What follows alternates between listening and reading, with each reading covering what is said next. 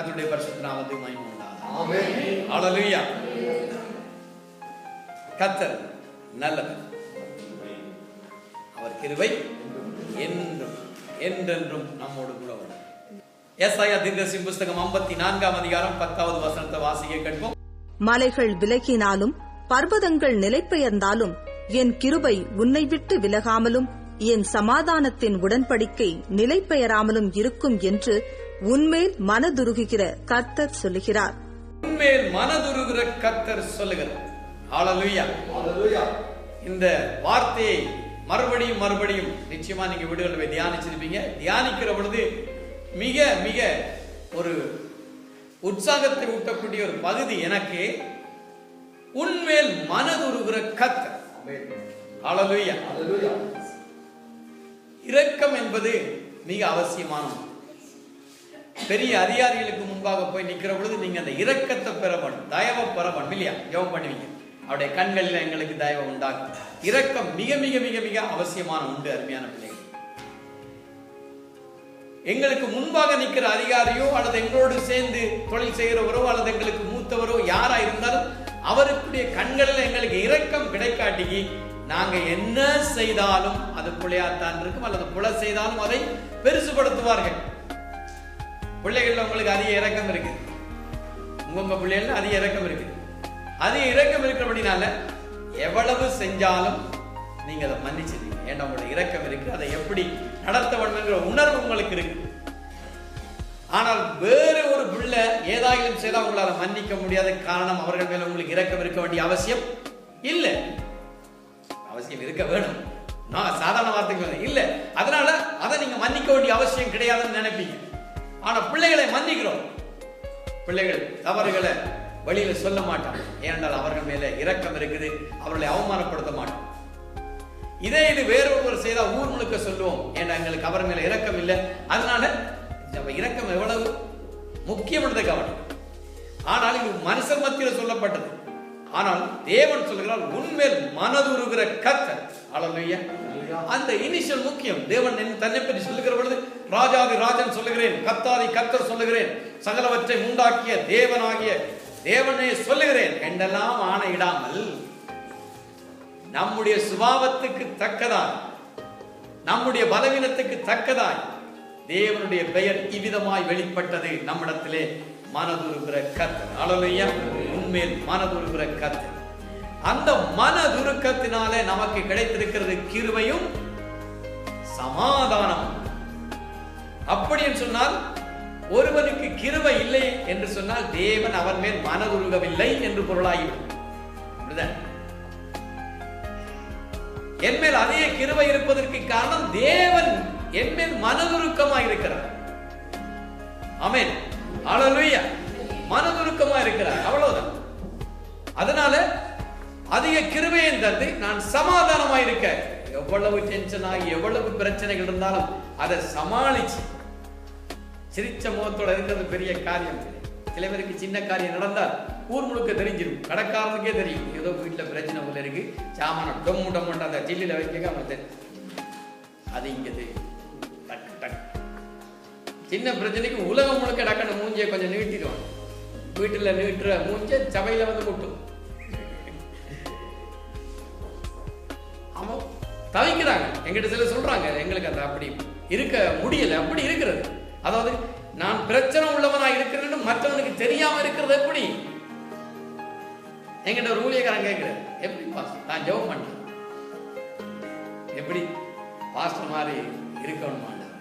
எவ்வளவு பயங்கர பிரச்சனை இருந்தாலும் அந்த சும்மா வந்து பிரசங்கம் பண்ணிட்டு போது சிரிச்சிட்டு போது சிரிச்ச முடியாது. ஆனா ஒரு நாளும் பிரச்சனைகள் நிமித்தமாக இன்னைக்கு பிரசங்கம் பண்ண வரைக்கும் மேனேஜர் கர்த்தர் சொல்ற கேளுங்க என்று ஏன் பிரச்சனைக்கு நான் அப்படி இருக்க முடியும்.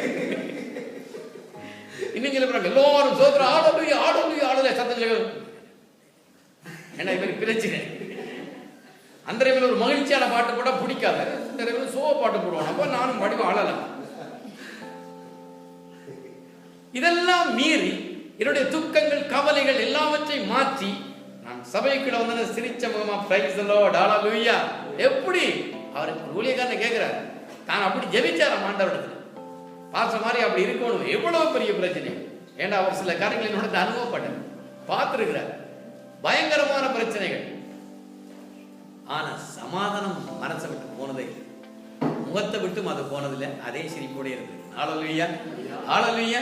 எப்படி மனதுருகிற கர்த்தரை என்னோடு கூட உடன்படிக்கை பண்ணி வைத்திருந்தார். ஆமென்.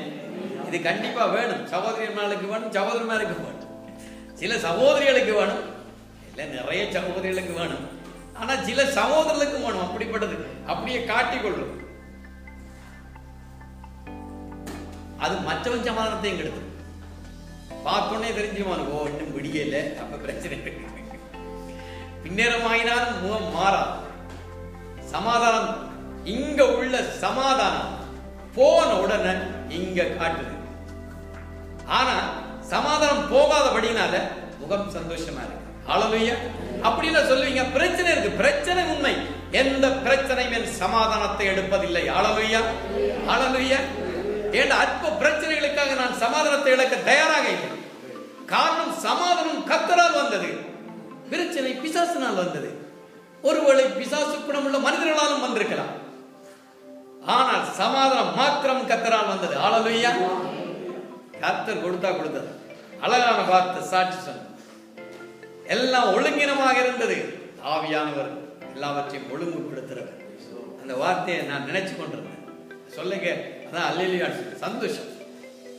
எப்படி இந்த ஆண்டுல ஒழுங்கினங்களை எல்லாம் ஒழுங்குபடுத்த வேணும் என்ற ஒரு வார்த்தையை சொல்லணும் என்ற அவர் சாட்சியா சொன்னார். ஹல்லேலூயா. எனக்கு ரொம்ப சந்தோஷமா இருக்கு. எப்படி ஒழுங்குபடுத்துறது? அந்த பிரச்சனைகள், நமக்குள்ள இருக்கிற பிரச்சனைகளை கர்த்தருடைய கரத்தின் மேல வைக்கிற பொழுது எனக்கு சமாதானம் தான் தங்கி. ஹல்லேலூயா. இப்ப உங்களுக்கு ஒரு அவசரமா ஒரு பெரிய தொகை தேவை, நீங்க அதுக்கு டென்ஷனா இருக்குறீங்க, அது எப்படியா வேணும், அப்படியே போறீங்க. போயிட்டு டக்கட்டு ஒரு ஆளை பார்த்து கேட்கறீங்க, பிரதர் எனக்கு இவ்வளவு ஒரு தொகை தர வேணும், எனக்கு தருவீங்களா? உடனே அவர் சொல்லுவார், நான் தருகிறேன் என்று சொன்ன அந்த மாத்திரத்தில் உங்களோட பிரச்சனை அவர் மேல போயிட்டு இல்லையா? ஏன்னா அவர் இனி அவருக்கு அதை தர்ற பிரச்சனை, உங்களுக்கு இனி சந்தோஷம் தான். அப்பா வந்து நிம்மதியா சிரிச்சு கொண்டிருப்பீங்க. கேட்பாங்க, என்ன இவ்வளவு பிரச்சனை இருக்கு? இல்ல அது ஒரு ஆள் தாரன்னு சொல்லிட்டாரு. பார்த்து அவர் ஓடி திரிவார், ஓமன்னு சொன்னாங்க. அது மாதிரி தேவன் மேல பாரத்தை வச்ச பிறகு ஆண்டவர் ஓடி திரிவார். ஹல்லேலூயா. ஆனா நாங்கள் சமாதானத்தினால் அதை பாதுகாக்கும். ஓகே, மனதுருக்கம் உள்ள கர்த்தர் எனக்கு கொடுக்கிறார். அப்ப முக்கியமானது தேவன் என் மேல் மனதுருக்கம் உள்ளவராக இருக்கணும் என்பதுதான் அவசியம். ஆமென். இந்த வாக்குத்தத்தத்துல நீங்க கவனிக்க வேண்டியது, ஓ கிருபையை தந்துட்டீர், சமாதானத்தை தந்துட்டீர். யாருக்கு எப்படி தரப்போகிறார்? மனதுருக்கம் உள்ள கர்த்தர் தருகிறார். அப்படியானால் யாருக்கு தருகிறார்? எவன் மேல் அவர் மனதுருக்கமாக இருக்கிறாரோ அவனுக்கே தருகிறார். ஆமென். சொல்ல மாட்டீங்களோ? ஹல்லேலூயா. உங்கள் மேல தேவன் மனதுருக்கம் இருந்தா ஒரு அல்லேலூயா சொல்லுங்க. இல்லாட்டியும் சொல்லி வைங்க, கிடைக்கும் தைரியம். ஹல்லேலூயா. தேவன் என் மேல் மனதுருக்கிறவரையா, இல்லாட்டி இந்த ஜேஜ் பக்கமே நான் வந்திருக்க மாட்டேன் இல்லையே. தொடர்ந்து நான் வர்றதுக்கு காரணமே அவர் என் மேல் மனதுருக்கம் உள்ளவராக இருக்கிறபடி. ஆமென். அப்ப யாரு அந்த மனதுருக்கம் பண்ணப்படுறது? மனதுருக்கத்தை பற்றி கொஞ்சம் பார்ப்போம். ஏசாயா தீர்க்கதரிசி புத்தகம் 55ஆம் அதிகாரம் 7வது வசனம். துன்மார்க்கன் தன் வழியையும் அக்கிரமக்காரன் தன் நினைவுகளையும் விட்டு கர்த்தரிடத்தில் திரும்ப கடவன், அவர் அவன் மேல் மனதுருகுவார். நம்முடைய தேவனிடத்திற்கே திரும்ப கடவன், அவர் மன்னிக்கிறதற்கு தயை பெருத்திருக்கிறார். கவனிங்க, யார் மேல் மனதுருகிறார்? கர்த்தரிடத்தில் திரும்புகிறவரிடத்திலே அவர் மனதுருக்கம் உள்ளவராயிருக்கிறார். ஹல்லேலூயா. மனதுருக்கம் வர்றது ரொம்ப சிம்பிளான விஷயம். கவனிச்சு பாருங்க. திரும்பணும் எங்க? தேவன் பக்கமாய் திரும்பணும், கர்த்தர் பக்கமாய் திரும்பிடணும். அவர் அதுக்கு பிடிக்கிறார். ரொம்ப சந்தோஷம். அவர் மன்னிக்கிறதுக்கு ஆயத்தமாக இருக்கிறார். அடுத்தது யார்? இங்க மன்னிப்பு கொடுக்கிறதுக்கு ரெடியா நிற்கிறார்.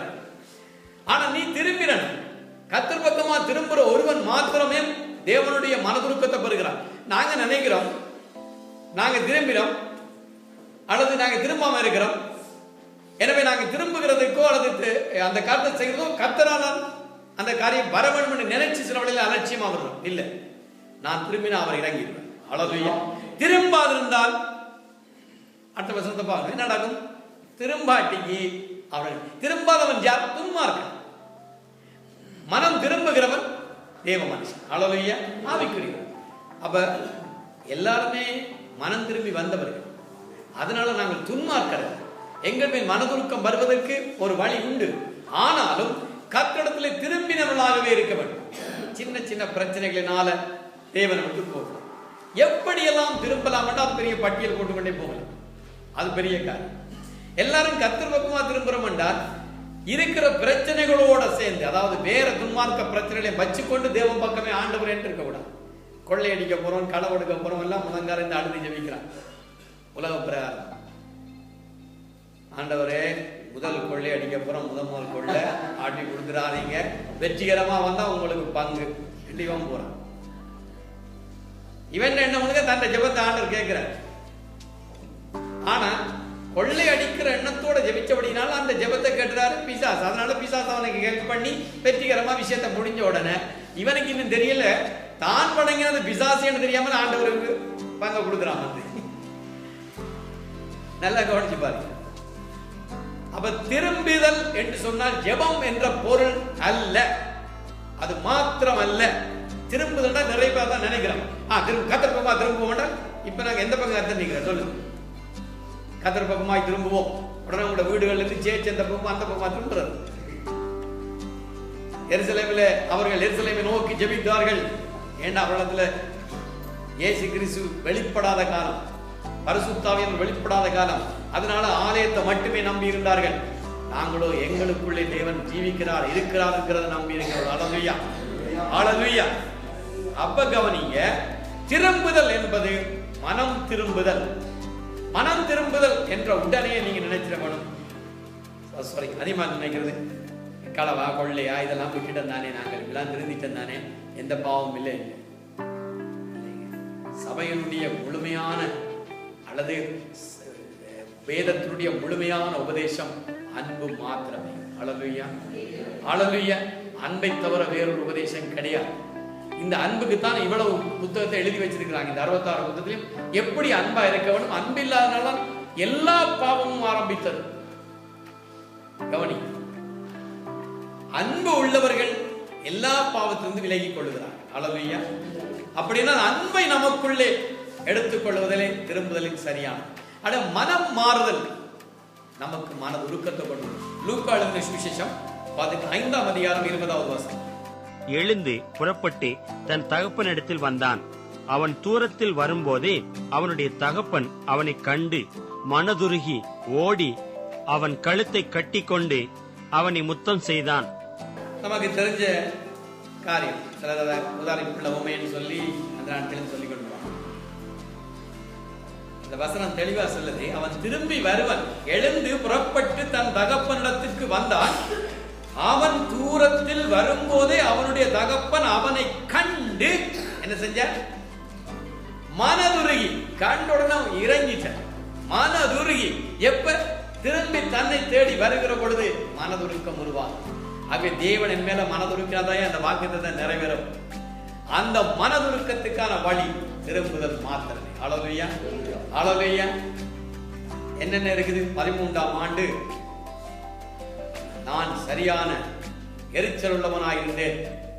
உங்களுக்கு எரிச்சல் என்ன? நான் பிரசங்க உதாரணத்துக்கு சொல்லிக்கிட்டு அவரே குறிப்பிட்ட வச்சு சொல்லிட்டாரையா என்று கதையை மாத்திரேன். உதாரணம், நான் பொறாமை உள்ளவனாயிருந்தேன், நான் கோபம் உள்ளவனாயிருந்தேன், நான் சண்டைக்காரனாயிருந்தேன். இதெல்லாம் விடுறதுக்கு பேர் தான் திரும்புதல். அல்லேலூயா. 14ஆம் ஆண்டு இதெல்லாம் விட்டுட்டேயா, இதெல்லாம் விட்டுட்டு அந்த நாட்கள்ல நாங்க சில கன்வென்ஷன் நடத்தின பொழுது சில காரியங்களை செய்தோம். அதாவது கரஸ்பதி குரூப்ல இருந்த காலம். அந்த கடைசி நாளில் ஆளுக்கு ஒரு தாள் கொடுத்து ஒரு ஒற்றையும் பெண்ணும் கொடுத்து உங்களுடைய கெட்ட சுபாவங்கள்லாம் ரகசியமா எழுதுங்கன்னுவோம். எல்லாரும் கெட்ட சுபாவங்கள் எழுதுவாங்களோ அதுவும் கெட்டதனமா தான் இருக்கு பாக்குறதுக்கு. ஏன்னா ஒன்றுமே விளங்காது. ஆனா போட்டுட்டு இப்படி சைன் பண்ணி தான் இருக்கு முழுக்க. ஏன்னா கண்டுபிடிச்சா மானம் போயிடும். இப்படி ஃப்ரெண்டுக்கும் காட்ட மாட்டேன். பெஸ்ட் ஃப்ரெண்டு கண்டாலும் ஏங்கிடுவான். இவனுடைய ஃப்ரெண்டா இருந்தேன் நான், அதனால அவருக்கும் காட்ட மாட்டாங்க. அது நான் விலங்கு எழுதுறது தெரிய எழுதுற அந்த காரியங்கள் நான் கொஞ்சம் கோபம் பண்ணுவேன். கோபக்காரன், கோபம் பெருமை. நான் கோபக்காரனாக பெருமை வசனம் சொல்ல அது பெருமைக்குரிய காரியமே இல்லை. அதை விடுங்க. மற்றபடி கேவலமான காரியங்கள்லாம் கேவலமா தான் எழுதுறது, விளங்காம எல்லாம் எல்லாத்தையும் எழுதி வச்சோன்னு நம்ம லீட் பண்ணி அந்த லீடர் சொன்னார், எல்லாரும் இந்த கொண்டு வா, நடுவில் மெழுகி வச்சிருக்கேன். மனதில் நினைச்சு போட்டு ஆண்டவரை இன்னைக்கு இந்த பேப்பர்ல இது எழுதப்பட்டது எப்படி எரிஞ்சு போதோ அதே மாதிரி என்னுடைய முழு சுபாவமும் அப்ப அப்படிலாம் எரிச்சு. அத பிறகு ஒவ்வொரு வருஷமும் நடத்தும். பிறகு நான் லீடர் ஆயிட்டேன். நான் நடத்தி கொண்டு கூட பக்கத்துல இன்னும் கொஞ்சம் அதிகமா செய்தேன். எல்லாம் எழுதி கொண்டு வந்தாங்க. அப்படி எழுதி கொண்டு வந்தாங்க. அவருக்கு முக்கியமானது பயங்கரமான போகார். அவர் அதையும் எழுதியிருந்தார். 5-6 தரம் போகும். அதாவது புலிகளோடவும் கொஞ்சாடவும் வேற நண்பரோட எல்லா கோபத்தையும் அவர் எழுதினார். கோபம் தான் எல்லாம் எழுதிட்டு கொண்டு அவர் எரிச்சார். இந்த கோபத்தால சொன்ன அதை பப்ளிக்கா சொன்னேன், கோபத்தை இன்றைக்கு நான் விட போறேன் எரிச்சு கொண்டு எரிச்சவர் கொஞ்சம் உணர்ச்சி வசப்பட்டு கடைசி வரைக்கும் எரிச்சார். எரிக்க அந்த சுடர் அவன் கையில சுட்டு பயங்கர கோபத்துல மடுதி அடிச்சு கோபம் காலை முதலை கொண்டு இதுக்குதான் இதுக்கெல்லாம் பாடலாம் போயிட்டு.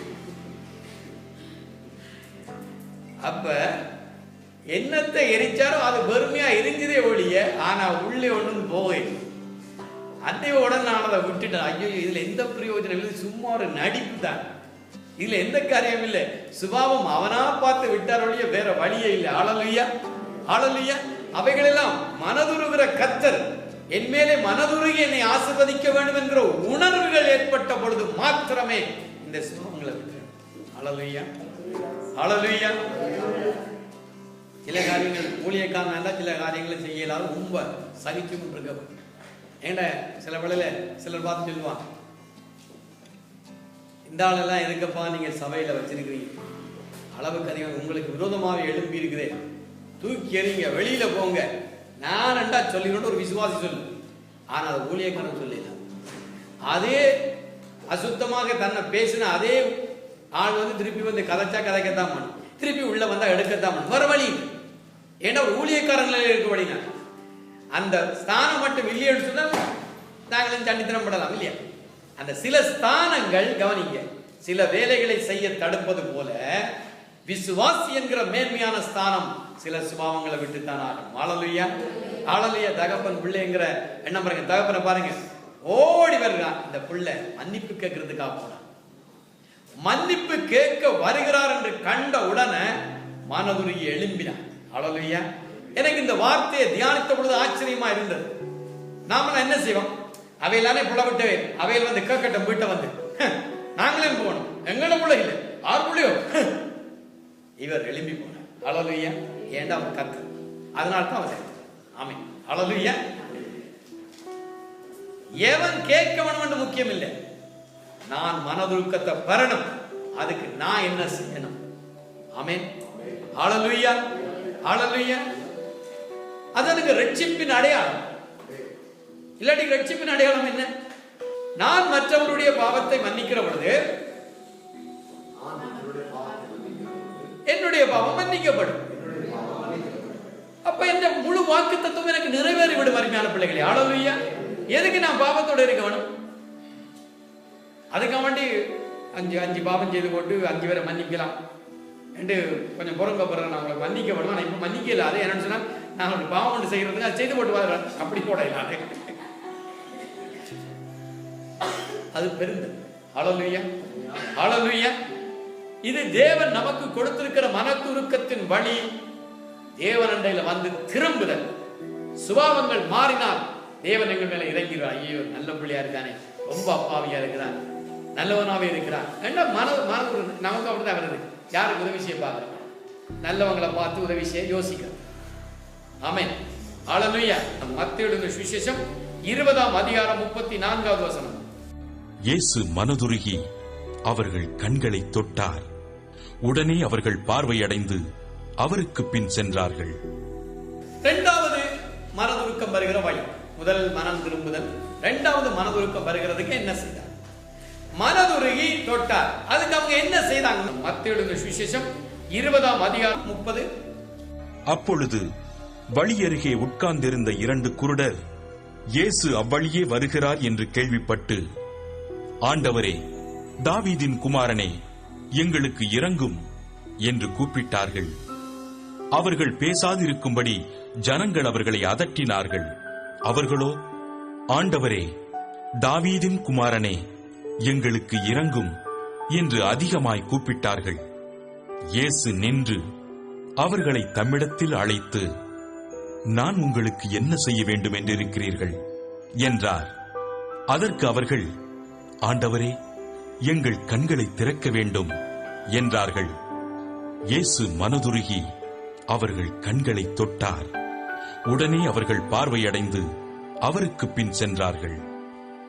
எங்களுக்கு இறங்கும் என்று கூப்பிட்டார். முதல் பகுதியில நாம் மனம் திரும்பி தேவனை நோக்கி பார்த்து, அதன் பிறகு கூப்பிடுதல். கூப்பிட்ட உடனே பிறவிக்குடலாக இருந்த அவர்கள் மேலே அவர் இறங்கி கண்களை திறந்தார். அல்லேலூயா. தேவனை நோக்கி கூப்பிட கண் திறக்கும். கண் திறக்கப்படும் என்றது நான் இங்க சொல்றது ஆவிக்குரிய கண்கள். சில சத்தியங்கள் விளங்குறது, சில ரகசியங்களும் விளங்குறது, வேதங்களை வாசிச்சாலும் புரிகிறது இல்லை. கண் திறக்கப்படாது. திறக்கப்படுறதுக்கு தேவனால கொஞ்சம் நெருங்கணும், கொஞ்சம் நெருங்கணும். அல்லேலூயா. கூப்பிடுதல். இந்த சத்தம் போட்டு கூப்பிடுகிற பொழுது நிறைய பேருக்கு அதை பிடிக்கிறது. இங்க பாத்தீங்கன்னா அவன் தன் வேதனையில கத்தினத சீஷர்களாம் வந்து தடுத்தார்கள். சத்தம் போடா, சத்தம் போடா. நிறைய ஆவிக்குரியாக்கள் இருக்கிறேன். நாங்கள் சேர்ச்சிக்கு போறது இல்லை, கத்துறாங்க, சத்தம் போடுறாங்க. சத்தம் போடுற பிடிக்காம தான் நாங்க போவாங்க விட்டோம். அது பிரச்சனை இல்லை. சீசருக்கு விருப்பம் முன்னாடி சீசர் போகட்டும், சீசர்கள். ஆனால் அவன் தடுக்க தடுக்க தன்னுடைய விடுதலைக்காக அவன் தான் போராடினான். ஆமென். அல்லேலூயா. நீங்க போராட தொடர்ந்து தேவனை கூப்பிட நிறைய காரியங்களை பார்த்துட்டு போலாம். இந்த மனதுருக்க விஷயங்கள் எல்லா இடங்களிலும் ஆண்டவர் சுகமாக்கின பொழுது மனதுருக்கித்தான் சுகமாக்கினார். எல்லாரும் கேட்டவங்கதான் சுகமாக்கினார். கேட்காம யாருக்கும் கொடுங்க இல்லையா? மரித்து போனவர்களை எழுப்புற பொழுது கூட மற்றவர்களை கண்டவர் மனதுருகினார். அவ்வளவுதான். அதை கூட கேட்கலாம். அவையில சேர்த்து போய் அவையில் கேட்கல தண்டு கேட்க முடியாது. லாசருவின் நிமித்தம் அவர் கண் கலங்கினார். மற்றவர்கள் அழுத பொழுது லாசருவை வெளியேவான்னு சொன்னார். இரக்கம் உள்ளவர். எவ்வளவு இரக்கம் யோசிச்சு பாருங்க. அல்லேலூயா, அல்லேலூயா. இதெல்லாம் விதியின் பலன். அவருடைய பலன் முடிந்தது. அவர் மரித்து விட்டார்கள். அதில் ஒரு பிரசங்கம் பண்ணி மரண செய்தியை கொடுத்துட்டு போய் எல்லாம் அழுத உடனே என்னடா இவங்களை இந்த எழுப்பாட்டிக்கு இவங்கள் அழுகை விடமாட்டாங்களே என்று எண்ணினோ என்னவோ, நம்முடைய அழுகைக்காக மரித்து போனவனையும் அவர் எழுப்பினார். அல்லேலூயா. கண்ணீர் வீழ்போவாத அருமையான பிள்ளை. அல்லேலூயா. நீ அழுகிற அழுகளுக்கு தேவன் நிச்சயமாக பதில் விடுவார். ஒரு காலம் அழுகட்டு விடமாட்டேன். சில வழியில் உங்களோட பிள்ளைகள் கதறி அழுனா உங்களுக்கு எரிச்சல் சட்டாமரம் கொண்டு போய் செட்டியில உங்க கம்மனோட குத்தி விட அழு. அங்கால போயிட்டு பிறகு திருப்பி வருவீங்க. என்னதான் கடைசியா கொஞ்சம் சில பார்த்தா பிள்ளைக்கு விளங்குவா.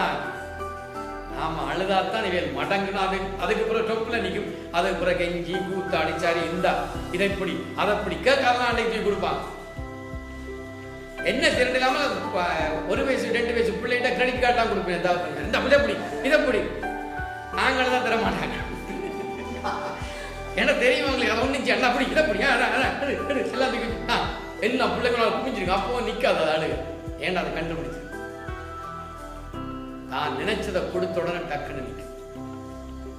பிள்ளைகள் எங்களுக்கு கற்றுத்தரும். இப்படித்தான் தேவனத்துல கேளுங்க. அல்லேலூயா. நினைச்சதை தர மட்டும் விட்டுறாதீங்க. நீங்க தரவணும் ஆண்டவரே, தரவணும் ஆண்டவரே. நீங்க தந்தாரோடைய அவங்க விடுறதில்லை. அல்லேலூயா. அப்ப கூப்பிடுதல் ஒரு கிருபையை உண்டாக்கும். எனவே கூப்பிடுகிறதுனால உங்கள் தேவன் மேல கோபம் வராது. ஏன்னா எப்படி கூப்பிடணும் சொல்லிட்டேன். மனம் திரும்பிட்டு கூப்பிடணும். மனம் திரும்பாதவன் கூப்பிட்டு அவருக்கு எரிச்சல் உண்டாகும். அது மறுபடியும் உங்க தலைமையில வந்து அந்த ஜெபம் போடும். உங்க சத்தத்துக்கு நீங்க பயந்துருவீங்க. கொஞ்சம் ஓவரா கத்திரந்தாம நீங்க நின்றுவீங்க. ஏன்னா அது உங்களுக்கு பிரயோஜனம் இல்லாம இருக்கு. பலன் கிடைக்கணும், பலன் கிடைக்கணும். அல்லேலூயா, அல்லேலூயா. எனவே அடுத்த பகுதியில் கிருபையும் சமாதானம் அதனாலதான் கிடைச்சது. ஒரு காரியத்தை மாத்திரம் தான் பார்த்து முடிக்க போறோம். அடுத்த வாரத்தில் அவருடைய தொடர்ச்சியை பார்க்கலாம்.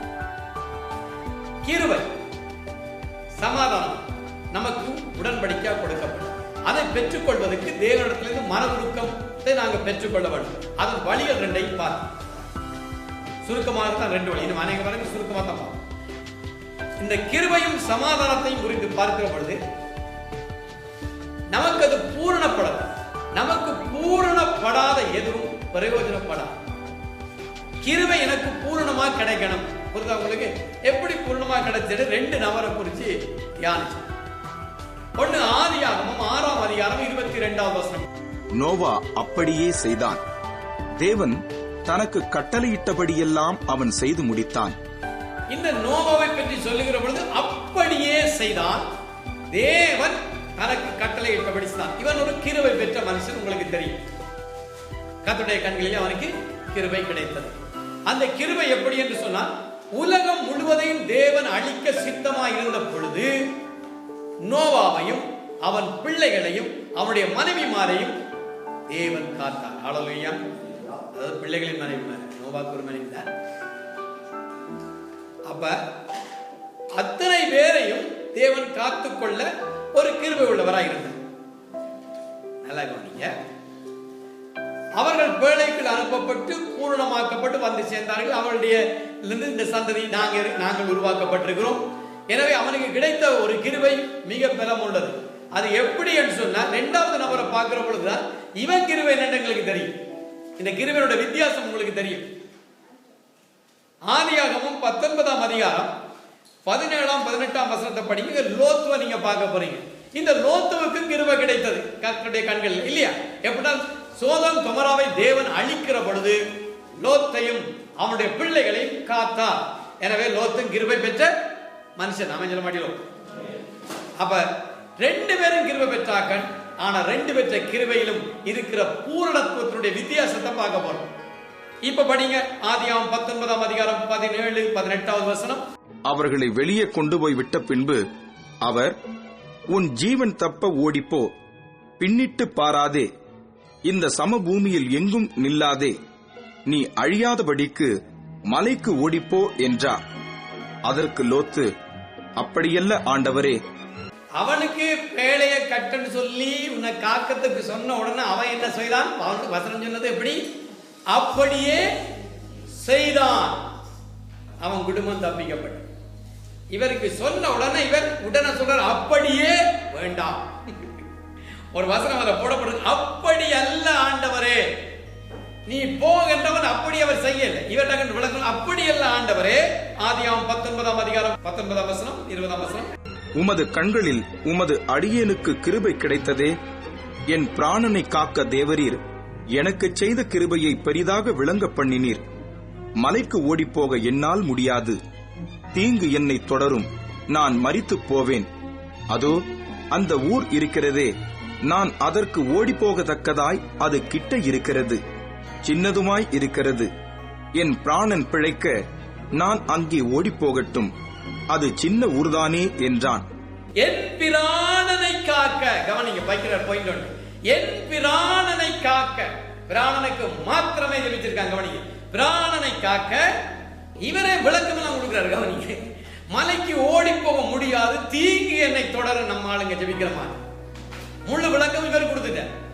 அது சின்ன ஊர் தானே, அதை நீங்க அழிக்க வேணும், அதை நீங்க நான் என்ன விடுங்க, நாங்க அதுக்குள்ள ஓடி இங்க போ மலைக்கு இல்ல அங்கெல்லாம் போயிடாது, இதை நீங்க தாங்க. ஆண்டவர் இரக்கம் உள்ளவர் கண்ட உடனே கண்டதையும் கேட்கிறது. தேவன் கிருபை உள்ளவர், தயவுள்ளவர், ஆனால் சகல ஞானமும் உள்ளவர். ஹல்லேலூயா. எனக்கு என்ன வேணும், என்ன பொருந்தும், என்ன சரி வரும் என்று அவருக்கு தெரியும். நீங்களா கேட்க கூடாது. அப்படி நீங்க பாத்தீங்கன்னா, குழந்தை பேபியா பிறந்திருக்கு, சின்ன பிள்ளை, பல்லு முளைக்கலன்னு வச்சுக்கலாம், சின்ன பிள்ளை. நீங்க பக்கத்துல இருந்து நல்ல ஆட்ரச்சியோ மாட்ரச்சியோ போட்டு அடிச்சு கொண்டு இருக்கிறீங்க. புள்ள அப்படியே கையை பீங்கான தட்டு உடனே பெரிய இறைச்சி தூக்கி வைப்பீங்களா வாயில? இல்லை, வைக்க மாட்டேன். அதுக்கிட்ட கண்டு வேணும்னா ஒரு சோத்தை எடுத்து அதை நசிச்சு போட்டு அதை தூக்கி தள்ளி விடுங்க. அதை தப்பிக்கொண்டே இருக்க மாட்டேன். தான் இறைச்சி சாப்பிட்டா அதை நினைக்க மாட்டேன் மைண்டில். அதையும் கொடுக்க மாட்டேன். உங்களுக்கு தெரியும், அது உனக்கு சரி வராது, அது ஏற்றது இல்லை. ஆனா இதே போல வளர்ந்தா பிறகு 22-25 வயசு இருக்கல இறைச்சி சோத்தை எடுத்துக்கிட்டே பேசி வச்சு பாருங்க. இல்லை, அதுக்கப்புறம் இறைச்சி தான். எப்ப எது தேவை, என்ன தேவைன்னு என் தேவனுக்கு தெரியும். ஹல்லேலூயா. எனக்கு என்ன செய்யணும், எப்ப வரணும் என்று அவர் அறிந்திருக்கிறார். அதற்கும் பெருமான ஒரு கண்ணா. ஹல்லேலூயா. இந்த கிருபையை பாருங்க, இவரை ஒரு ஆலோசனை கொடுக்கிறார். இதனுடைய முடிவு என்ன, மீதி உங்களுக்கு தெரியும். நடந்தது என்ன? இவர் போன ஊர்ல ஒரு சனமும் இல்லை. ஒரு சனமும் இல்லாதனால 2 பெண்களும் தகப்பனுக்கே குழந்தையை பெற வேண்டிய ஒரு பயங்கரமான ஒரு சூழல் ஏற்பட்டது. இத மாதிரி ஒரு கேவலமான சாபம் எதிர்க்கு கவனிச்சு பாருங்க. இருக்க ஆலயத்துக்கு போக முடியாது. அம்மோனியரும் மோவாவியரும் உள்ள வரக்கூடாது. சாபம் பெற்ற ஜனமாக காணப்பட்டார்களே. பிற்பாடு சகோதரன் என்று கூறப்பட்டிருந்தாலும் தன் தகப்பனுக்கு பிறந்தவள் அல்ல. இதை கவனிச்சு பாருங்க. இப்ப உங்களுக்கு புரிஞ்சிருக்கும் நோவாக்கு கிடைத்த கிருபை என்ன. இதுக்கு பகுதியில் பாத்தீங்கன்னா, நோவாவை தேவன் வேலைக்குள்ளே கொண்டு வருகிற பொழுது அவன் பிள்ளைகளையும் அவருடைய மனைவிமாரையும் கொண்டு போனான். ஹல்லேலூயா, ஹல்லேலூயா. சேஃப்டி ஆண்டவர் கொடுத்த அழகா பாருங்க. பூரண கிருபை என்றதை தான் சொன்னான். அவனுக்கு வாழ்க்கைக்கு பண்ண சந்ததிக்கும் சேர்த்து கொடுத்தார். இவன் என் பிரான உயிர் வந்தா மட்டும் போதுமப்பா, தப்பி பிழைச்சு போகணும் ஐயா, கால்கள் போனாலும் பரவாயில்ல, உயிர் இருக்கட்டும் என்ற மாதிரி என் பிராணன் தப்ப உயிருக்காக மாத்திரம் ஜெபிக்க கவனிக்க. எதுக்கு ஜெபிக்கிறது? நான் அடிக்கிறது இல்லையா? உங்களுக்கு முன்னாலும் ஜெபித்துக்கிறேன். பிள்ளைகளையும் பிள்ளை சந்ததி முழுவதையும் ரட்சிப்புகளை காத்து.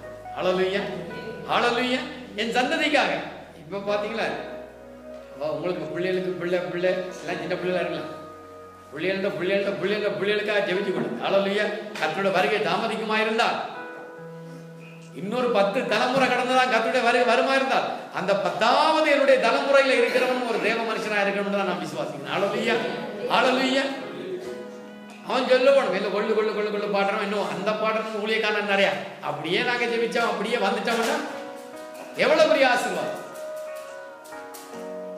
எனக்கு மாத்திரம் அல்லாமல், என் ஜீவனுக்கு மாத்திரம் அல்லாமல் சம்பூர்ணமான ஒரு கிருபை வேணும். பிள்ளை சுற்றி வர அந்த கிருபையை நீங்க பெற்றுக்கொள்ள வேண்டும். இந்த மனுஷன் அதை இழந்து போனான். அவன் தன் ஜீவனுக்காக கிருபை இருந்தது. 2 பேருக்கும் ஒரே கிருபை.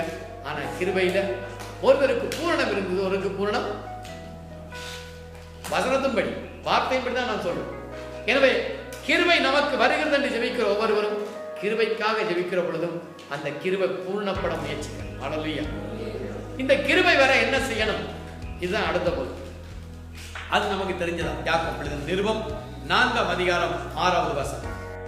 அவர் அதிகமான கிருபையை அளிக்கிறாரே, ஆதலால் தேவன் பெருமையுள்ளவர்களுக்கு எதிர்த்து நிற்கிறார், தாழ்மையுள்ளவர்களுக்கோ கிருபை அளிக்கிறார் என்று சொல்லியிருக்கிறது.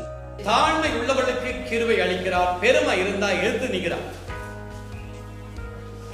சிம்பிளா சொல்லப்பட்ட வசனம். அவர் அதிக கிருபையை அளிக்கிறார். குறைந்த கிருபை இருக்கிறது என்று பொருள். கிருபையானது நாளுக்கு நாள் பெறுகிறது. நல்ல கவனி. இதுல குறிச்சுதான் அடுத்த வாரங்களை பார்க்கணும். எப்படியெல்லாம் கிருபை எங்களுக்கு தேவை. ஒரு முறை நான் அதை குறித்து ஒரு பாடமாக எடுத்து, கிருபை என்பது எல்லாத்திலையும் தேவைப்படும். எல்லாத்திலையும் தேவை. எல்லாத்துக்கும் வேற வேற வேற வேற மாதிரியான கிருபைகள் இருக்கிறது.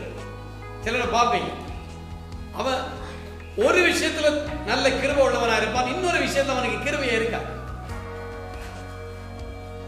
நல்ல கோடீஸ்வரன், எல்லா பணமும் இருக்குது, விரும்பின பொருளெல்லாம் வாங்கலாம்.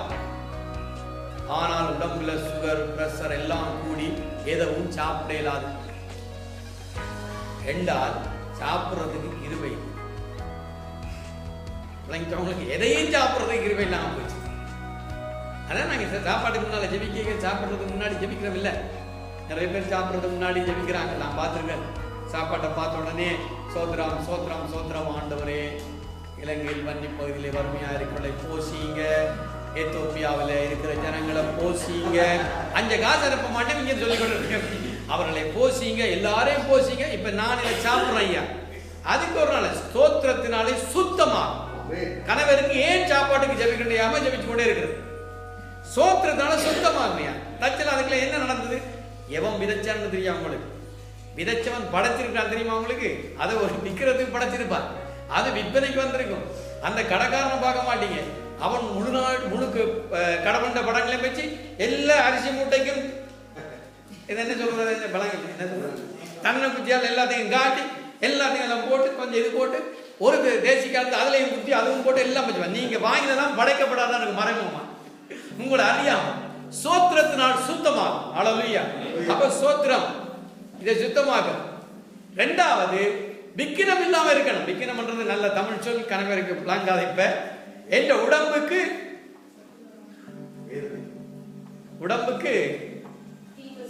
தீமை இல்லாம இருக்கக்கூடாது. சாப்பாடு எப்படி அதிகம் சாப்பிட்டு சுகர் ஆகிடக்கூடாது. சாப்பிட்டதுனால வியாதி வந்தா சரியான கொடுமை. யோசிச்சு பாருங்க. சும்மா இருக்காம வயிற்றுல வாரத்தை ஏற்றி போட்டு சிலவரை பாருங்க, அப்படியே கொண்டாட்டங்களுக்கு போனா புல் கட்டிட்டு செட்டியில இருக்கலாம், எல்லாரும் சந்தோஷமா இருப்பாங்க. இவர் நெடுங்கி நட்டு போமா இல்ல சந்தோஷமா தான் இல்ல இல்ல வருது. சாப்பிட்டா பறக்கும், கரைச்சா பறக்கும். கட்டாசி மட்டும் போட்டு திணறது இல்ல, அளவானது இல்ல. அதே நேரத்தில் வியாதி வரக்கூடாது. ஏன்னா ஆரம்பத்துல இருந்து நாங்க சுகமா தான் இருந்தோம். அப்புறம் சாப்பாடுகள் எல்லாமே வந்து சேர்ந்தது இல்லையா? அப்ப 2 காரியத்தை தான் நீங்க ஜெபிக்கிறீங்க. ஓகே, ஆனபடினால இதுக்கும் ஒரு கிருபை வேணும். பிள்ளை வியாதியற்ற வாழ்க்கை ஒரு கிருபை. ஹல்லேலூயா. உங்க பிள்ளைகளுக்கு ஜெபிங்க. ஆண்டவரே நல்ல கிருபையை கொடுங்க. ஒரு நாளும் ஜெபிங்க. ஏண்டா 25 வயசு வரைக்கும் பிள்ளை நல்லா இருந்தது. திடீர்னு பார்த்தா பிள்ளைக்கு ஒரு கொடூரமான வியாதி என்ற செய்தியில கேள்விப்பட்ட உடனே நம்ம பிள்ளைக்கு வராதான்னு நிச்சயம் இல்லை. ஆனா ஜெபிக்கிறோம். ஹல்லேலூயா. என் பிள்ளைங்க அவள் ஆயுசு நாட்கள் எல்லாம் சுகத்தோட இருக்கணும். வயசுக்குரிய பிள்ளைகள் வந்தா எதிர்காலத்துல நல்ல கணவன் வந்து கிடைக்க வேணும். அதுக்கு கணவனுக்குரிய கிருபை. ஏண்டா சில பேருக்கு அந்த கிருபை இல்லாமல் இருந்தும் இல்லாமல் அந்த கிருபையும் வேணும். அதையும் தேவன் தான் தரணும். ஹல்லேலூயா. வீடு முழுவதுமான ரட்சிப்பின் கிருபை.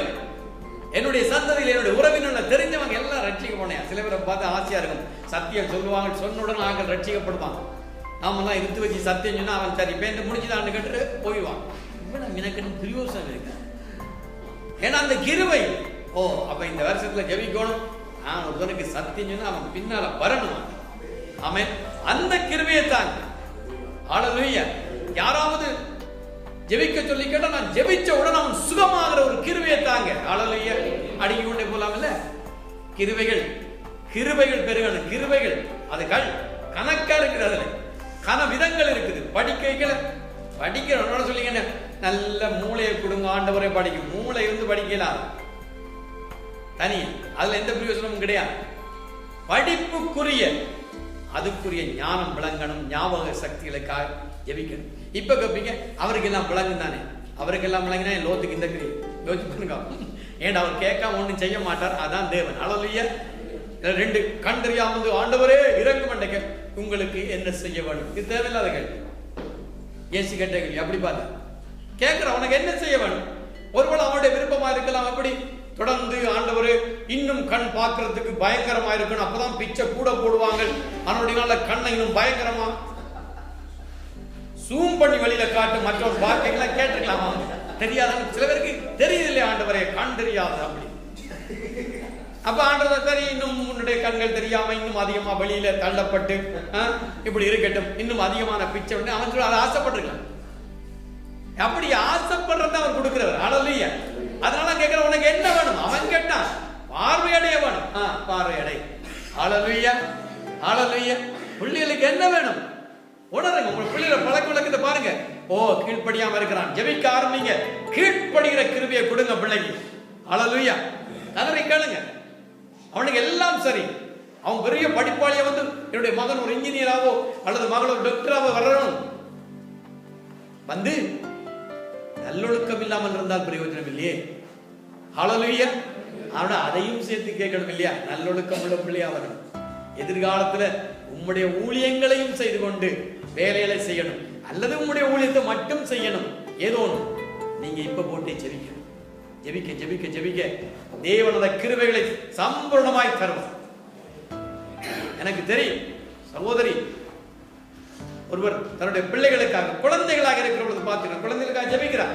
4 பிள்ளைகளுக்கு ஊழியம் செய்யணும். வறுமை, கணவன் இல்ல, 2 பொடிகள் வளர்ந்து இவர்கள் உழைத்து எனக்கு தர வேண்டும் என்று அந்த தாய் நினைக்காமல் என்ன நினைக்கிறார்? ஊழியக்கான வரணும், உங்களுடைய ஊழியத்தை செய்யணும். வளர்ந்தார்கள், ஊழியக்காரரானார்.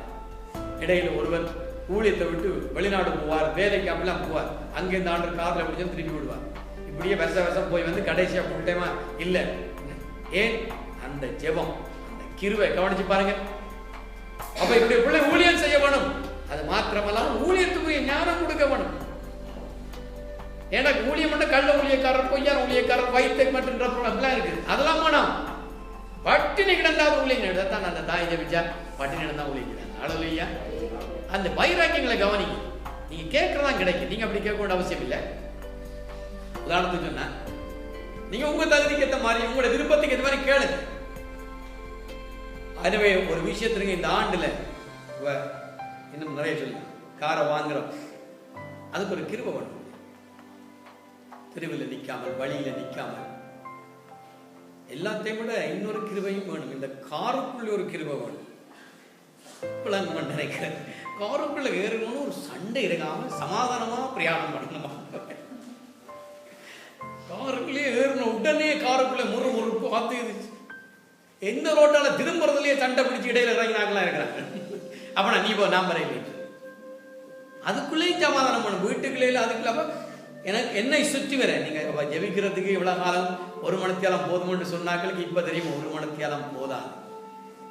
முழங்கால இருக்கிறதுக்கு கிருபை வேணும், ஜெபிச்சு முடிக்கிறதுக்கு கிருபை வேணும், உபவாசம் இருக்கிறதுக்கு கிருபை வேணும், உபவாசம் இருக்கிறத நினைக்கிறதுக்கு கிருபை வேணும், உபவாசம் இருந்ததுனால அல்சர் வந்த ஒருவன் சொல்லாதபடிக்கு எனக்கு ஒரு கிருபை வேணும். இப்படியே கிருபையை அடிக்க கொண்டே போகலாம். ஹல்லேலூயா. ஏன் இதெல்லாம் சொல்லல, அவ்வளவு தெளிவும் ஞானமும் இருந்தா தான் ஆவிக்குரிய வாழ்க்கையை வாழ. ஹல்லேலூயா, ஹல்லேலூயா. என் தொழிலை ஆசீர்வதிங்க. எப்படி கேட்கிறாரு? நிறைய பேருடைய வாழ்க்கையில ஆசீர்வாதம் இன்னும் வரையில்லை. நீ இன்னும் இன்ன பிரகாரமாய் ஆசீர்வாதம் சொல்லவே இல்லான்றது. அதை சொல்லணும். நீ இன்ன விதமாக நான் பெருகணும். ஹல்லேலூயா, ஹல்லேலூயா.